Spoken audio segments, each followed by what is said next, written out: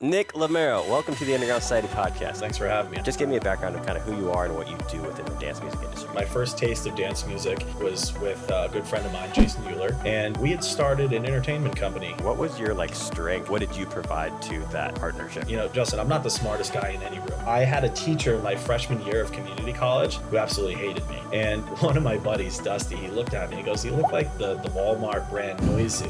And That's actually, yeah, I can see his point. No way. Then you started Moon Lvnding. In the early days, what was kind of your conception idea?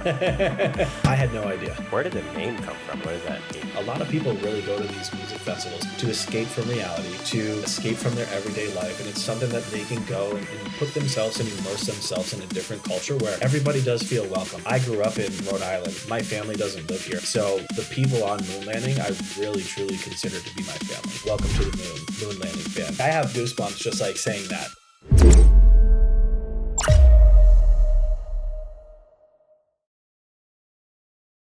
Nick Lamoureux, welcome to the Underground Society podcast. How are you, man? I'm doing great, Justin. Thanks for having me. How are you? Good. Fantastic. Tell me a little bit about yourself. I know you've started a couple companies within the EDM industry, Moon Lvnding, which is what we have you here for today. And then also you back in the day with Octave with Jason and stuff. So kind of give me a background. I know you're also from Arizona, but just give me a background of kind of who you are and what you do within the dance music industry.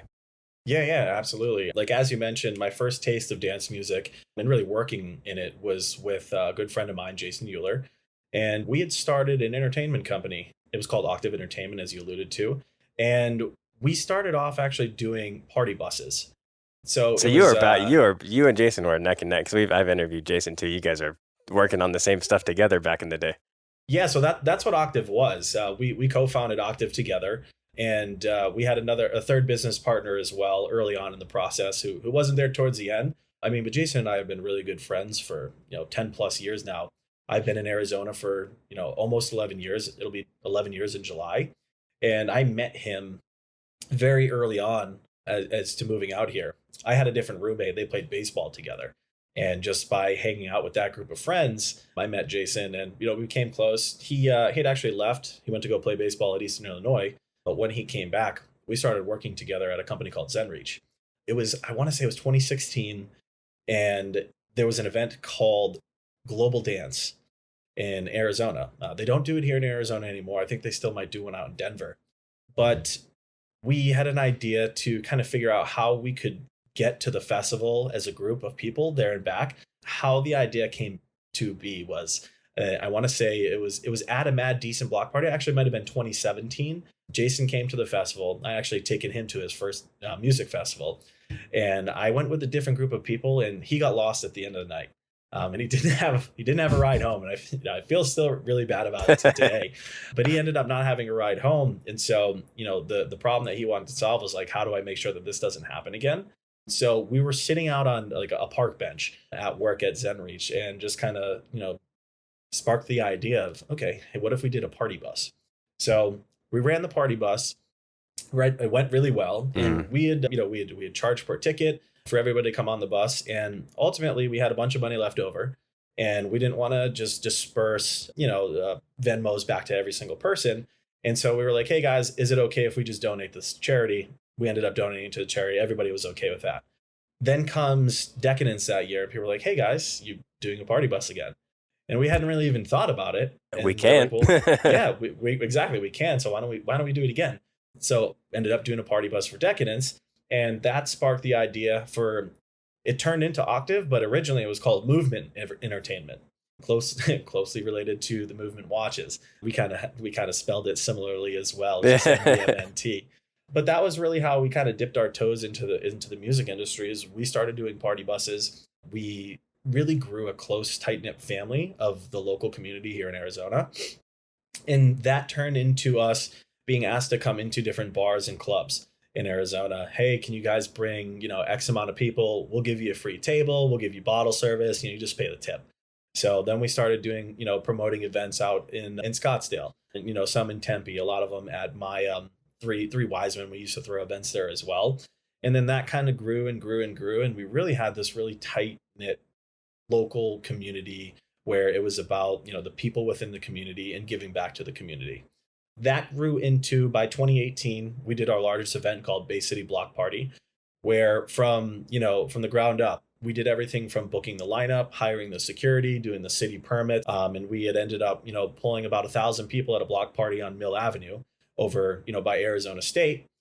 And that was, kind of the highlight of the Octave Entertainment days. I think it was Lumberjack, Ulasil, Dak Daniels, Minesweeper was the lineup. And it's funny because if you talk to either one of us now, we are house all day.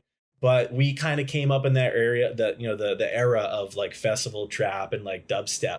And it's funny now because like I'll talk about that time with my friends who know me well, and they'll be like, "Oh, Chop, you were in a mosh pit? Like what?" And I'd be like, "Yeah, I used to jump in and just throw myself around." Now I'm a little bit older, and I'm going to be 33 in August. Dude, I can't. I'm 25, and I've even gotten to the point now I just don't even like mosh pits anymore. So I feel you. Yeah. I just sway also, like my music taste also significantly shifted. And I sway now towards the house music side of things. I found a happy medium though with bass house.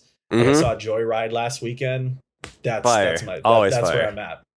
So, basically up until 2018 into 2019, Jason ended up taking an opportunity with Relentless Beats, where he is now. And I really still wanted to be involved with the music industry. My background in college, I graduated from Arizona State from the Cronkite School of Journalism in 2015. So I had a background in journalism. And so I was like, okay, well, how can we figure out a way to still be, connected to the dance music community, still be involved? And that was kind of my foot back in the door to continue working with dance music and just kind of continue working around one of my passions. There's a couple things that I wanted to ask you throughout that process. Thank you for breaking that down for me. One is, what would you say, because you said it was 3 partners, right, with Octave? What would you say, and I know you have a journalism background, what was your like strength then? Like what did you provide to that partnership, or that 3-way partnership? Yeah, and I think still to this day, more operationally. If you put a task in front of me, I'll complete the task. I'm more of like hey, we need to do X, Y, and Z. And I'll figure out a way to get it done. Because, Justin, I'm not the smartest guy in any room. I'm not. And I know that about myself. But I will likely work harder than everybody else in the room. That's what I've been able to do. And that's kind of my strength still today. I'll never be the smartest guy. I'm always willing to learn more. But if there is a task at hand, I will do whatever I have to do to try to get it done. And so just kind of operations and really figuring out how we can problem solve. I would say that. That's cool. I know you going to college. I wanted to ask you a little bit more about your college days. Where'd you say you went to college? I went to Arizona State. Oh, okay. What was the journalism thing that you said? Well, I can't remember the name of it. It started with the C or something. The Walter Cronkite School. Yes. What is that? So that's a journalism school at ASU, program. I had to actually, it was funny how I decided I wanted to go to journalism school. I love sports. Sports is also like kind of my second passion, where I actually shoot camera still for the Diamondbacks and for ASU, and have been doing so for this is my 9th season now, working with Chase Field and the Diamondbacks. I had a friend, so when, growing up in Rhode Island, my buddy literally asked me one day, he was like, "Nick, why don't you go work with sports?" And I was like, "That's a great idea." I wish I could take credit for it, but going to journalism school, it wasn't even really like my idea. Someone was just like, "Why don't you work with sports?" And I was like, "Oh yeah, I'll go be a journalist or something like that." And so, kind of a funny story. Like I had a teacher in my freshman year of community college who absolutely hated me. I think I called her out like the last day of school on something, or like the last week of school. She was like, "Hey class, do you guys all have this big like semester long project ready to go?" And not a single person in the class knew what she was talking about. And I was like, "Hey," I was like, "raise your hand if you know what she's talking about." And nobody said anything. Nobody spoke up. And so then we had a week to kind of do this broken down version of this final project. And me and my buddy did the project together. So the outcomes look similarly. He got an A-. I ended up getting like a C+ on it. Oh, she freaking lowballed you, damn. And I can't be like, "Hey, my buddy copied my project." Yeah. Because I don't want to snitch on him or like throw him under the bus, and then all of a sudden he gets his grade knocked down, or we don't even pass the class. And it turns out I left community college with like a 2.98. And so I needed to get a 3.0 or higher in order to get accepted into the journalism school at ASU. So my first semester at ASU was taking classes like poetry or like resume building. So just like easy stuff like with writing that I knew that I was going to be able to do. And then I finally got into the journalism program. My time in college, I was never a kid that did well in school. I stayed back in high school a year. I just wasn't engaged. It was never really something that I was like, I love going to school. It's not Dude, that me I'm neither. stupid. I hate school. I just Me neither. I just didn't like going to school. And so I didn't show up. And it didn't help that I lived half a mile away from my high school either. But my senior year of high school was like I had to pass like culinary and math. And I've still never had to do a higher than like an algebra 2. And I've had to take it. I took it twice in high school. I had to take it again in community college. And so when I went to school, I was like, I can't do math again. I cannot do math again. And then in the journalism program, I never had to do any math. So it worked out really well. All right, were you already like a naturally good writer when you started? I think that like the English and writing was more of my forte. And I was never really good at math. I enjoyed science, which is weird because usually people like math and sciences or they like English, but I enjoyed science. I hated math and I was like decent at writing in English. And so I always just kind of, leaned more towards that side. But I found my way in the journalism school because I didn't have to write term papers. I didn't have to be in a classroom the whole time that you're learning.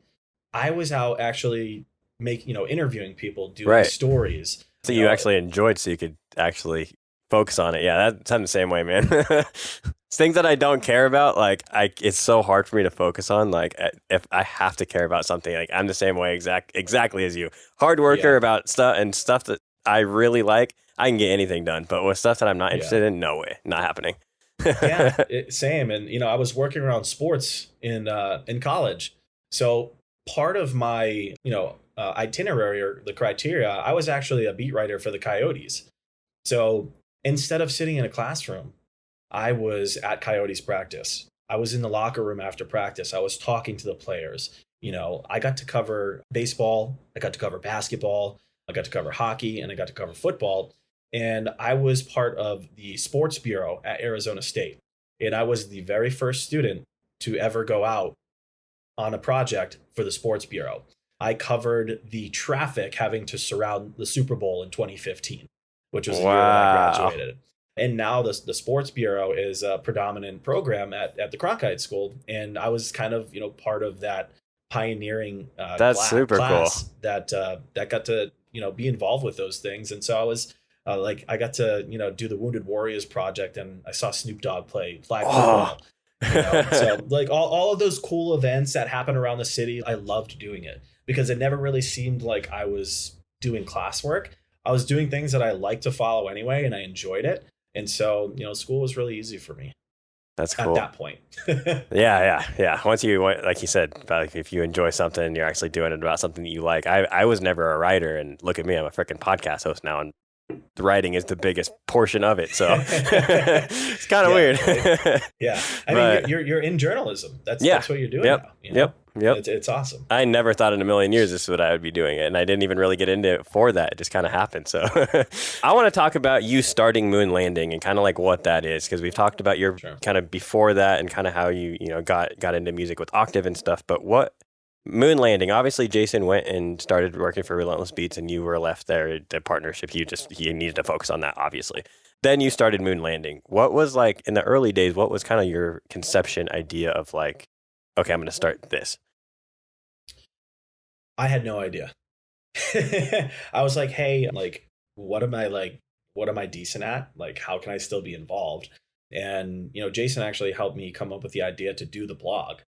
And, so we started blogging and I started doing things like early on in Moon Lvnding, like covering like local shows that were happening at like Dark Star here in Arizona. And that was really the basis of it. I didn't know what direction it was heading. I just knew that I wanted to continue working in the music industry in some capacity.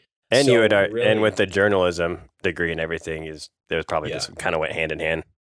It like made sense to do it because with Octave too, we had a lovely, lovely person by the name of Rose, and she actually was managing our individual writer team. But I also helped build the blog side of Octave. So it was something that I was already doing with Octave. And so I was able to almost, kind of take that same structure and reapply it and just like make it the whole focus of what was, what is now Moon Landing, and just kind of grow from that.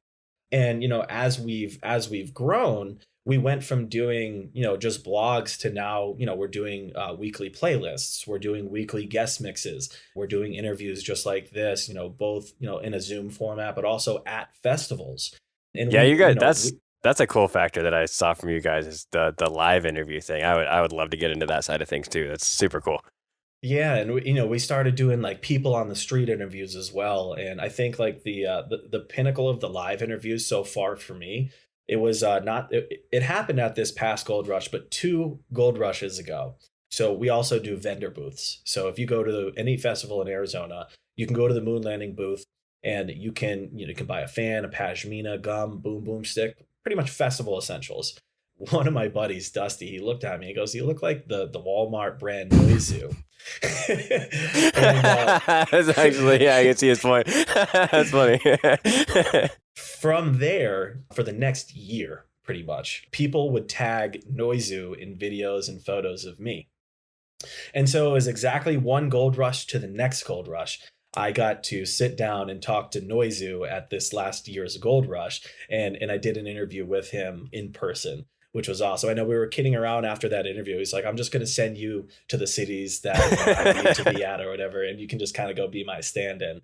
So, it really is this full, like, kind of comprehensive now, like, media platform, where at the heart of what we do, we still love music. We want to help support, music, and ultimately music that we fuck with, music that we really love.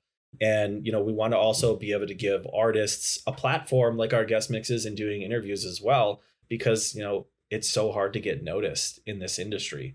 So, really at the core of what we do is just helping give people a platform to get their name and get their word out. Music, community, and culture. Those are our 3 big, pillars. Yeah, and I want to talk about the community thing in a second, but first I wanted to ask, what was because I know for me, like the Underground Society podcast, and that's kind of what the company name is as well, but my flagship was the podcast, and I know you do a few different things. I do a few different things. I do the playlist thing. We do guest mixes as well. What was your like flagship thing? The blog, or what was like the initial thing? The initial thing was the blog. Okay. Like I remember, like I think the first article that I wrote was a show and I don't think it was called Dark Star. It was called Charlie Trumbull's. It's the same building. But I went and I did like an event recap of Clank when he was here in Arizona, like early on in his come up. And it's funny because for most of the music industry, COVID really, like it took a hit and things really scaled back because, there's no live events. So what do people do? They look to different publications and outlets. So while most of the music industry was, kind of going through this really difficult time, we were almost kind of growing during that time because we hopped in and did things like the online streams. And so we threw an event, during COVID called Orbit.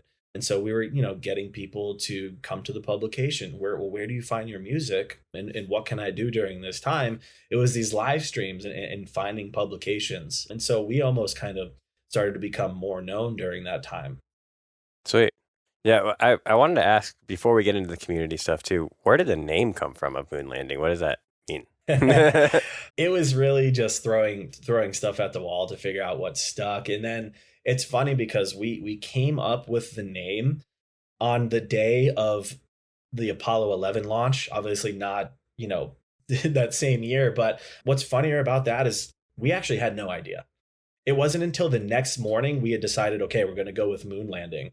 It wasn't until the next morning I saw an article and I was like, no way. Like, we decided we were going to call on this that day. Moon Landing on the same day, and literally had no idea. And so it was just like, well, we have to stick with it. And we ended up, the original was just Moon Landing. Obviously now we changed the A to a V because, it was really, really tough to compete with Buzz Aldrin. SEO and stuff. Yeah. Oh yeah. Yeah. And on the same day too. Yeah. Yeah. Also, it's kind of in the EDM space too. You see a lot of people do the AV thing, so that they switch them out. Yeah. So it's like a very we normal did thing. that with like movement and octave too. We removed letters, flipped Yeah, them upside down, It is common in this space. Yeah. So it kind of fit in. We really like we sat down and we had a team meeting, and I think we talked for like 3 hours. We came up with all these other different names because he's like, oh, it's so hard to, compete with this SEO. And then at the end of the night, we decided to flip a letter upside down. And we're like, no, we love the name. What were some of the other ideas, if you remember any of what you guys are going to call it?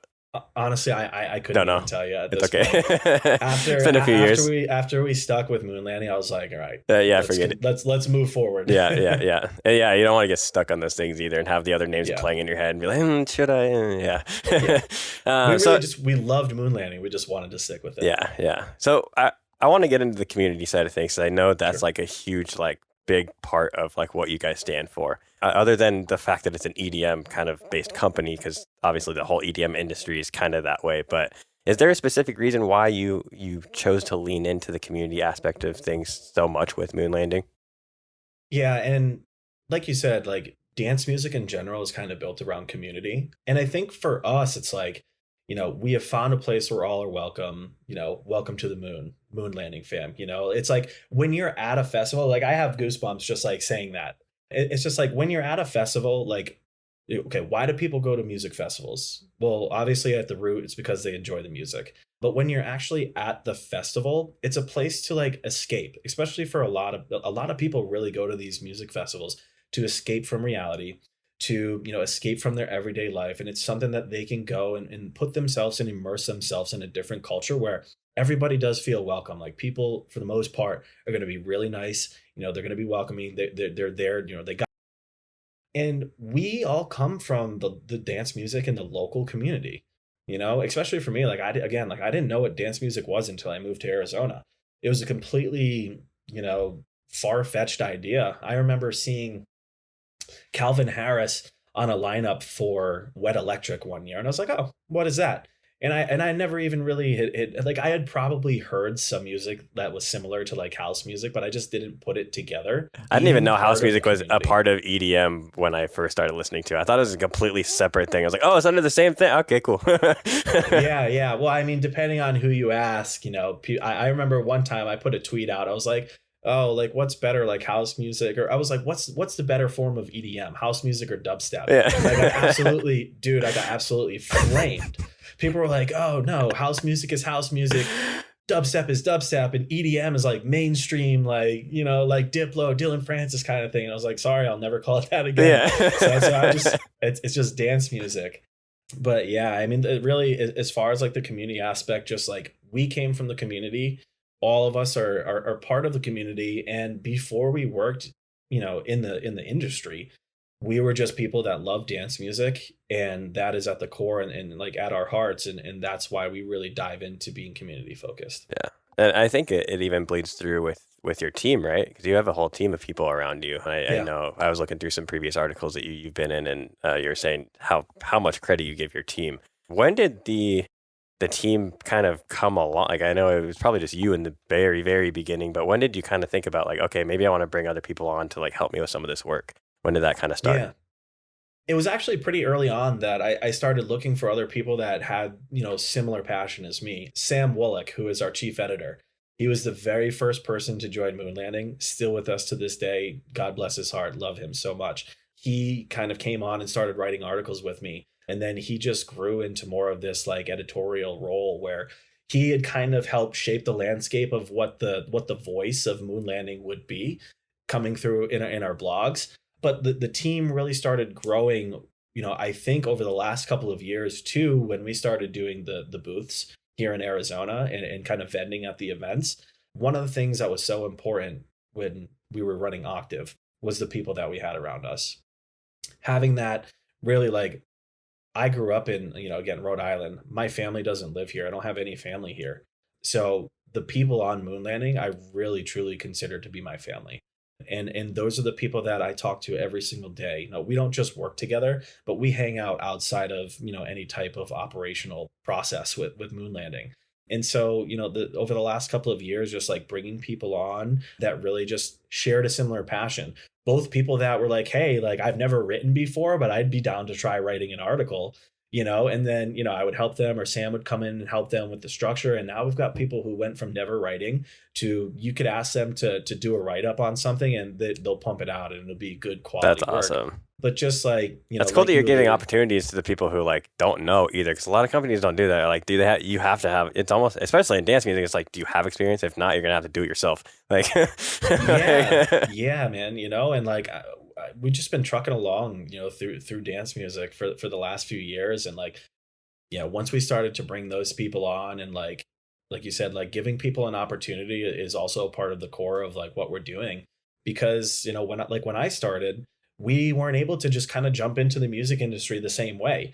And it was really more of an organic growth, which it still is with Moon Landing.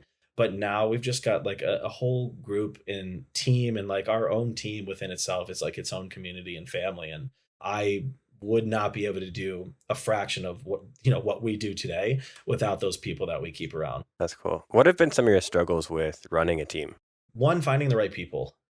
Challenge. Ultimately, That is a challenge. yeah, ultimately, like, you're going to work with different people, and sometimes your values don't align, or sometimes like what they're looking for and what you're looking for don't necessarily line up.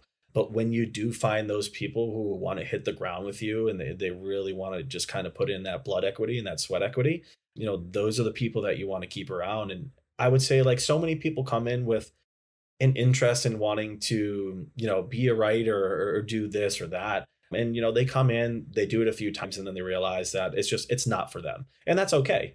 I'm more than willing to leave the door open for somebody to come in who wants to try it. Because again, part of what we're doing is providing opportunities for people. But, the hardest part of running a team isn't necessarily being in like a managerial role or anything, because I'm just a guy, and the people on the team, they're just human as well.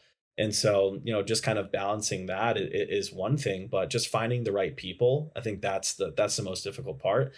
And, I'm just so lucky to have the people around me that I do. Yeah, I think that's something I've encountered too.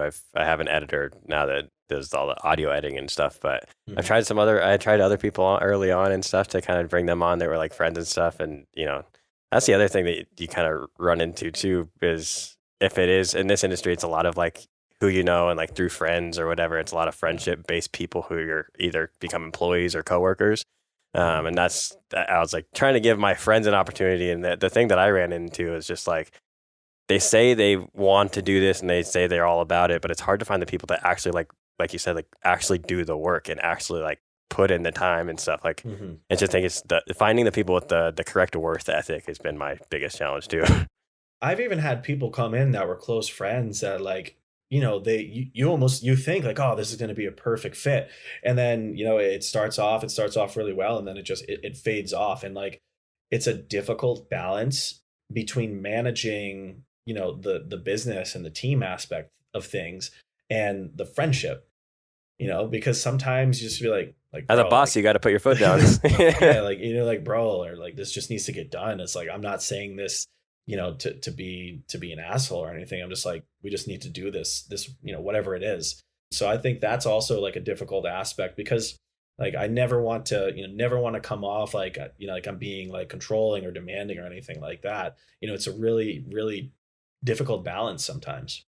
Yeah, it's also it's taught me one thing too, is how to become a better communicator with helping run teams and people and stuff, Yeah, and getting your absolutely. point across correctly and precisely, and so that they Hmm. actually fully understand it. Yeah, I might have said it, but Yeah, did you actually grasp what I said? Like, yeah, yeah. communication is another big factor. Luckily, Octave set me up, a little bit Yeah, for that. yeah. Luckily, I had for me, I had run, I'd managed gyms and stuff in the past, and I had other experiences. But yeah, running Mhm. teams is not an easy thing. What has been your favorite part of Moon Landing? What has been your motivating force?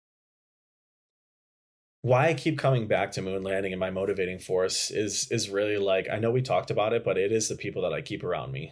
Like, I am just so lucky. Like, some of my best friends are people on the team, and it's people that I didn't even know before, but they've just become my best friends because of our similar interests and our similar passions. And really, just like, dude, like, seeing somebody that comes in and they've never really been involved with something, and you see their eyes light up, like their first time that they get to work an event, or like the first time that one of their articles gets like a bunch of shares, or like somebody would do a song review and they'd be like, oh dude, he retweeted my blog. Like that moment right there, like that's what does it for me. Like just really like taking individuals who have a passion for something and seeing them light up when they finally have that moment where they're like, oh, what I'm doing, like people are seeing it, people are appreciating what we're doing. And just keeping those people really close to me, those are the things that really just keep me going. Okay. I know we were just talking about teams and stuff. You mentioned that that working for free was what was one of the hardest parts. And we've all experienced that. We've all been there. A lot of times when you start off in the music industry, it's a lot of volunteer work. And I kind of wanted to relate that back to how you take care of the people that are on your team. How do you take it? Do you pay them? Is that a volunteer thing? Is that kind of, how does that work for Moon Lvnding? Yeah, some of it is volunteer work, but some of it is also paid. So if you come and you work one of the events for us, you're getting paid an hourly wage, and then you're getting paid a percentage of the tips that we make. And all that goes, to the team that's working. And that has also allowed us to start to incentivize other areas of the business. Like once we get to a place where, I would love for us to get to a place where we're able to, give compensation for every single piece that is going out. Right. So when you come and you work the events for us, that part is like, it's easy. It's, that part is generating a little bit of revenue. So I can say, hey, like we can pay, X amount of dollars an hour, and you're going to get all of the tips as well that come from that based upon whoever works. You're going to get tips paid out based on an hourly wage, based upon how many hours you work. The media side of things, we're definitely trying to incorporate now where like if somebody comes to us, like we have the ability to sell like a media package. So if you go and you sell a media package where, somebody is looking for, so at the core of what we're doing, we want to promote music for free. But if there's other things, that they're looking for promotion with, maybe it's like, an artist spotlight, or maybe it's like a tour announcement or something like that. You can go and, you can divvy out a media package and say, hey, here's some other things that we have the abilities to do. Maybe you want to get highlighted in, a certain, guest mix or a certain interview. They can go and, they can sell a package, and then they can get compensated. That's interesting. That's smart. Package. That's a smart business model. I've never seen a publication kind of take that approach. That's super smart. It's something brand new that we started to do really just this year. And again, how that idea kind of come about? Because we want to compensate people. We want to figure out ways to compensate people, because like at the heart of it, like most of it is a passion project, and people are giving their time, and I don't want to take that for granted ever. So, that's been actually, I think, part of the back to like how like running a team, like the biggest, I think, issue is like trying to figure out compensation, and a fair compensation at that too, like I know it's a passion project, and like I can sit here and say like, I've been working in the music industry for 6 years. I've never paid myself. But at the end of the day, like other people are putting their time and effort into this. And, we want to be able to compensate them fairly and properly as well. I've had a very similar struggle with that. That's why I do a lot of things by myself. So it's the income that you make, especially when you're a small publication, it's not much. And and it gets to a point where there's so much work that you do need to delegate some things out. And it's like, how do you do that? Like, what income can I do? Like, you're not making anything off it, so there's nothing. Yeah. There's no income for the business, so there's no output for the business either. So it's like, either unless you take your own money, or at least for me, unless you take your own money, it's hard to pay people. So that's genius that you actually figured out a mechanism to at least try and do that. And so part of that too is like, hey, if you're active and you're writing for us constantly, like if you're writing like 1 or 2 blogs a month, okay, now you have an opportunity to come and work these events where you can be, compensated more, and, you're getting a free ticket to an event, you get in the door. And we try to keep it really fun, man. Like our focus and like the business model isn't necessarily built around being a vendor, where a lot of the other vendors that you see at these festivals, like that is what they do. We're there, obviously we want to sell, obviously we want to make money, but ultimately we're there to have fun too, So you come in, you set up, you work a couple hours, and then the rest of the festival, you're out enjoying it. Everybody comes down, we break down early, and then, we all usually enjoy the headliner together. And that's kind of been the model. And so for people in Arizona, it's a lot easier too. because, hey, like you're in Arizona, you're active with the media side of things, then okay, perfect. Let's bring you into the booth. You can come and get a free festival ticket and you can work the booth and then, get compensated that way. We're still trying to figure out what to do with, people out of state. And that's part of the reason why we came up with those media packages and just trying to, and I don't, it's not a perfect solution.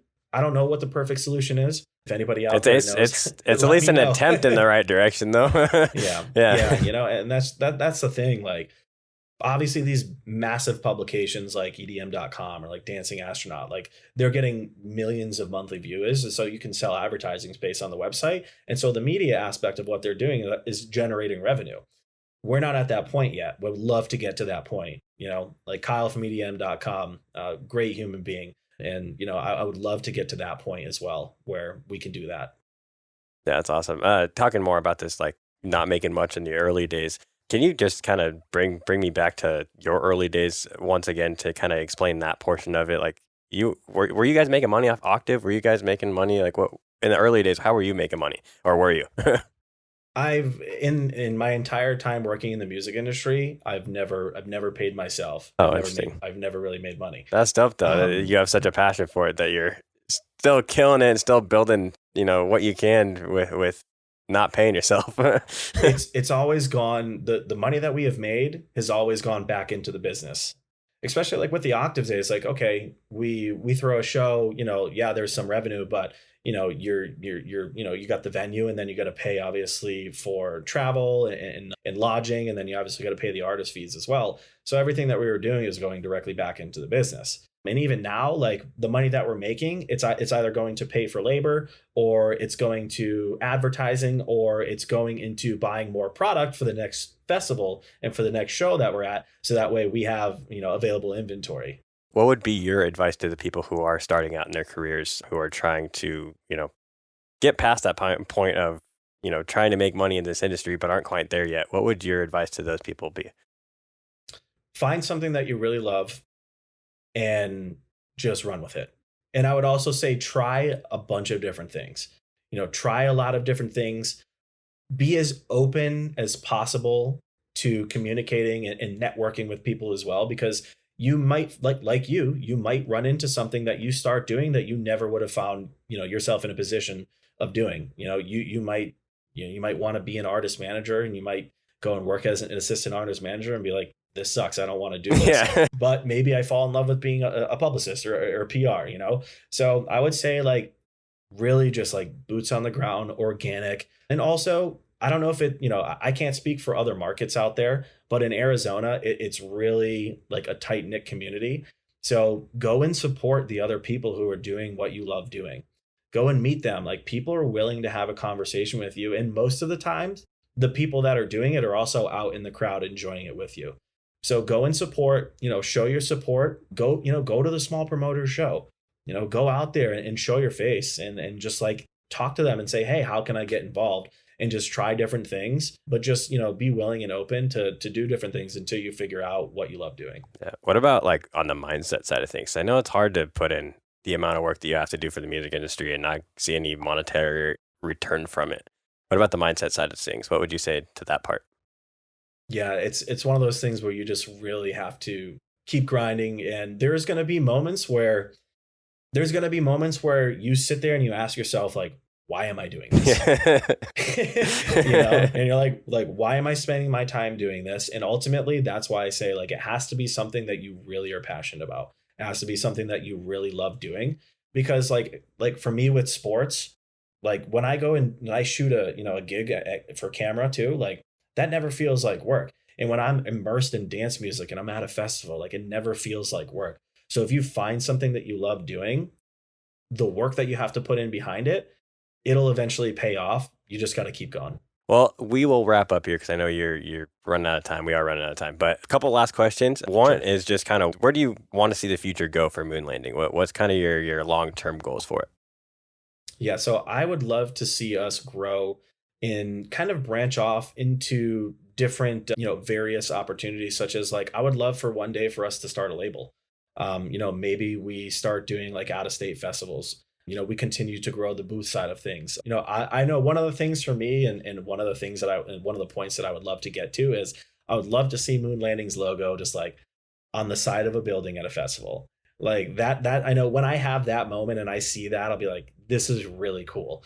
But ultimately I would love, when I first started Moon Landing, one of the places and one of the things that I really want for Moon Landing is for it to be a place where people go to get up-to-date dance music news and music. So I would love for our team to continue to organically grow in that way.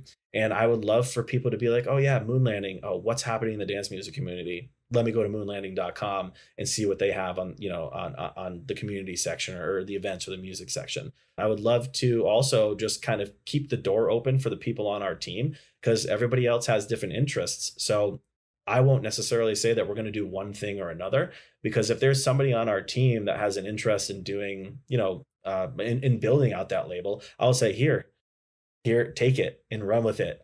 Let me help you in any way that I can, but this is a passion that you would love to do and build. So now I want to give you a platform and an opportunity to go and do that with Moon Landing. That's awesome. It's so cool what you guys stand for. It's so awesome to sit down with you today. So thank you so much for your time. Before we wrap up here, where can people stay up to date with you and follow along you and the Moon Landing journey? You can follow Moon Landing at Moon Landing on all social media. So it's at Moon Landing. It's spelled with a V instead of an A in the landing. And that's on Twitter, on TikTok, on Instagram, on YouTube, Facebook. So you should be able to find us at Moon Landing as well. And then mine would just be at Nick Lamoureux with an underscore at the end, because somebody took that. Awesome. Final question. We ask this at the end of every single interview. If there's one piece of advice you could tell yourself when you first started working in music, what would that be? I would say that early on, and I think that I try to do my best of this too, is just find people who have similar beliefs, similar passions with what you're doing. Find something that you love doing, and every day, you'll enjoy doing that. It'll never feel like you're actually working, because when you're working on something that you love, things will work out. Yeah. Awesome. Thank you so much, man. Awesome. Thanks, Justin. Take care.